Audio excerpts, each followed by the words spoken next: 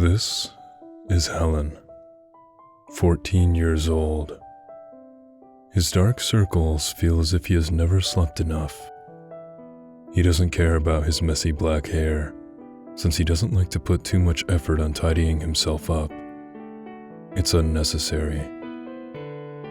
His seat is at the back of the classroom, next to the window. He always sits there, drawing quietly, as it is like everything to him. He doesn't like to socialize with people, making him a lonely one.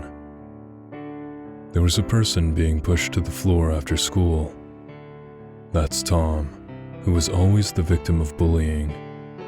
Not because he did anything before. It's just the dislikes of people around him. These things happen often, and Helen is used to it. Though he does feel bad for Tom, he doesn't want to interfere, as it is quite bothersome. During recess, Judy says she's missing her watch as she searches for it. Helen doesn't help her, since it's none of his business.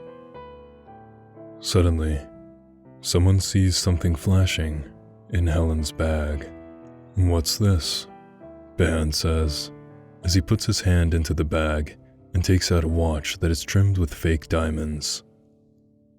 Helen is very surprised to see it, as he does not know how it got there. "Ah, that's my watch." Judy receives the watch from Ben after seeing the situation. Both of them stare at Helen with a weird glare. "It's not me," says Helen, who is still drawing on his notebook, without raising his head a bit. "Yeah, right." Judy leaves the classroom with Tom as she concludes. The following day, as usual, Helen sits at his table drawing. He notices that the atmosphere doesn't feel right around him. People start whispering about him, and even a few start calling him a thief. He decides not to explain for himself, as he knows that it's useless to do so. As time passes, Helen becomes the new target for people to bully. Everything he does now is being exaggerated. He doesn't like it, but he doesn't resist. He keeps the feelings in his heart, keeping silent. Until one day, Ben came to him and snatched his notebook with his unfinished drawings in it.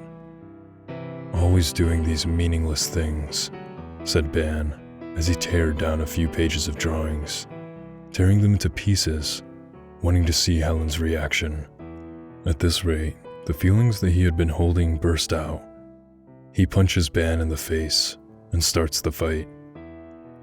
Helen isn't that powerful, however, so he was beaten up in no time. Other students went to see the fight without stopping it. Some people even stomped his face and stomach. Right after the bell rang, everyone stopped what they were doing and went back to their seats before the teacher came in. Helen returned to his seat as if nothing happened. The teacher entered the room later on. "Oh my. Otis, Helen. What happened?" Helen had so many visible bruises on him that the teacher noticed right after she entered the room. Everybody turned to look at him, waiting for him to give a response while glaring at him with a murderous look. "I fell from the stairs, miss," Helen replied, as the glares disappeared. After returning home from school, his parents also asked him what happened, and he responded with the same answer. The blue jacket that he's wearing covered all the bruises, other than those on his face. His parents believed it, with no doubt. Usually, when Helen's parents ask him about how he is at school, he always says he's fine.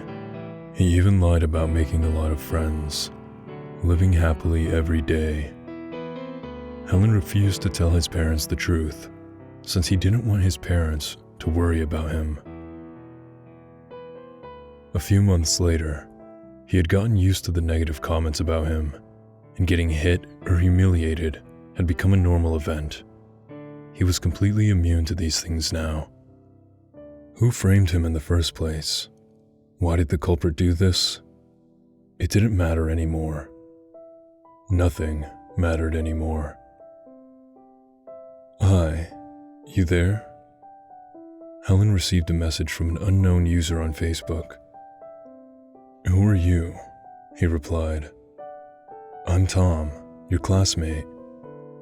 Tom had never interacted with him before. This surprised him a bit. What is it? Helen said. Are you all right? It's none of your business. Helen concluded Tom's question.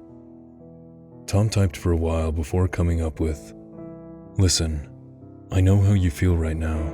You're in the same situation as I am. I really want to help you, but I can't. Sorry. Afterwards, Tom and Helen texted each other for a long time, and Helen felt much better after telling him all the pain and feelings he had been going through. He could even joke around with Tom, using emoticons to show his happiness. This was the first time he thought he had made a friend. One warm afternoon. Come meet me on the roof after the first period in the afternoon. We need to talk. Don't ask me why. Texted Tom last night. Following his instructions, Helen met Tom on the roof, waving his hand and walking toward him as he said, Hey Tom, what's up, friend? I have something to say. Something important, said Tom with a serious face. Remember the watch thieving incident? How could Helen forget about it? That was how he started suffering. Helen nodded to show that he remembered.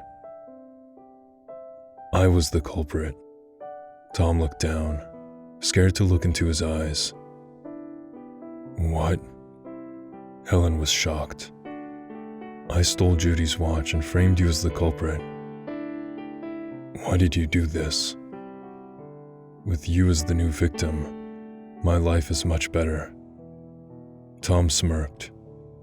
It's true, however, that when everybody decided to bully Helen, they didn't bother Tom anymore. He was just like an abandoned toy. For him, that was totally perfect.